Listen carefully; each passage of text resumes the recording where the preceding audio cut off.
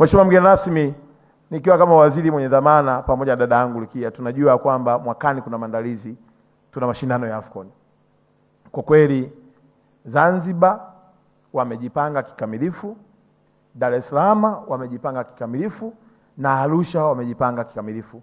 Miji yetu hii mikubwa mitatu ni ndoto yetu ichukue 60% ya mashindano ya AFCON 2027. Mashindano haya yanakwenda kuitangaza nchi yetu, yanakwenda kufanya alama ya amani, mshikamano na utulivu, lakini pia kuonyesha fursa za uchumi zilizoko ndani ya Tanzania. Mheshimiwa mgeni wetu rasmi, tunakushukuru sana wewe mwenyewe binafsi.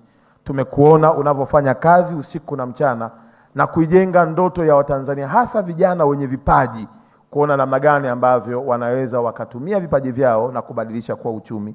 Na niombe tu ndugu washiriki wa kongamano hili mfahamu, Mheshimiwa mgeni wetu rasmi ni makamu wa pili wa Serikali ya Mapinduzi ya Zanzibar. Lakini leo naomba nimtambulishe pia kwenu kama waziri mkuu wa Serikali ya Mapinduzi ya Zanzibar.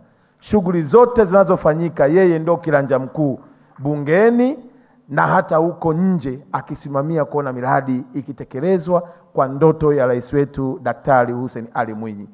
Kazi hiyo kubwa anaifanya, na ndio maana kwenye viwanja vya mpira tumemwona kila mara akienda kukagua, na sisi tumepanga na pacha wangu nitakuja kufanya ziara na yeye atakuja huku, ili kwa pamoja tuwe na picha inayofanana katika kujenga heshima ya taifa letu la Tanzania na kuhakikisha kwamba AFCON inaacha alama ya uchumi na tangazo kubwa la dunia ya kwamba Tanzania ni sehemu salama.